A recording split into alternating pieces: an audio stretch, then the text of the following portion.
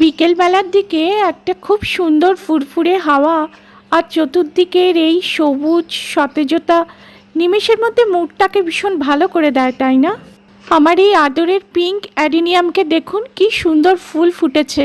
গত বছর মানে 2025 সালে এই মার্চ বা এপ্রিল মাসে আমি এই পিঙ্ক অ্যাডিনিয়ামের ছোট্ট চারাটা অনলাইন থেকে কিনেছিলাম। এক বছর পরে দেখুন কি সুন্দর এটাতে ফুল ধরেছে। আর আমি এটার মধ্যে বেশ কিছুটা বালি দিয়েছি, টবের মধ্যে বালি আর অন্যান্য বেশ কিছু উপকরণ দিয়ে এই পিঙ্ক অ্যাডেনিয়ামের সারটা আমি তৈরি করেছিলাম।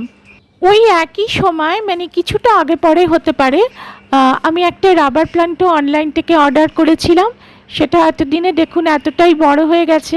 খুব একটা ভীষণ রকমভাবে আমি যদিও কেয়ার নিতে পারি না, রেগুলার একটা কেয়ার নিই, কারণ আমার অন্যান্য আরও অনেক কাজ আছে, দায়িত্ব আছে, সেজন্য খুব বেশি একটা সময় দিতে পারি না। তাও গাছগুলো বেশ সুন্দর হয়েছে। এই দেখুন আমার কাছে কারি পাতার গাছ আছে, কারি পাতার গাছটা খুব সুন্দর হয়েছে। যদিও এটা বেশ কয়েক বছর আগে আমার মা পুঁতেছিলেন এই বালতির মধ্যে, সেটা ভীষণ সুন্দরভাবে এখন গ্রো করেছে। আর আমি প্রত্যেক দিন এটাকে জল দিই।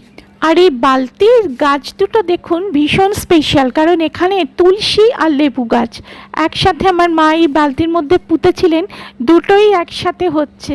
এই লেবু পাতাটা আমি মাঝে মাঝেই ডালে দিয়ে খাই, খুব সুন্দর একটা ফ্লেভার আসে। আর তুলসী পাতাটাও আমি চা যখন করি তখন এই তুলসী পাতা দিয়ে চা করে খাই, ভীষণ ভালো লাগে। আর এই গাছটা দেখুন, এটা হলো কোলিয়াস হাইব্রিড।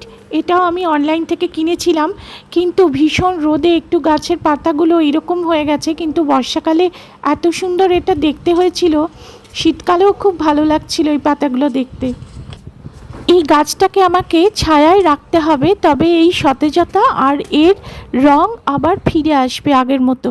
যাই হোক, গাছে জল দিতে এসে বিকেলবেলা গাছগুলোকে আমি খুব এনজয় করছিলাম, তাই ভাবলাম আপনাদের সঙ্গেও একটু শেয়ার করি। আপনারাও বাড়িতে গাছ লাগান, কারণ গাছ লাগানো একটা ভীষণ ভালো অভ্যাস। এটা পরিবেশকে ভীষণ সতেজ রাখে আর এটা পরিবেশকে প্রচুর পরিমাণে অক্সিজেন বিতরণ করে। আপনারাও গাছের মতো সতেজ থাকুন আর খুব ভালো থাকুন।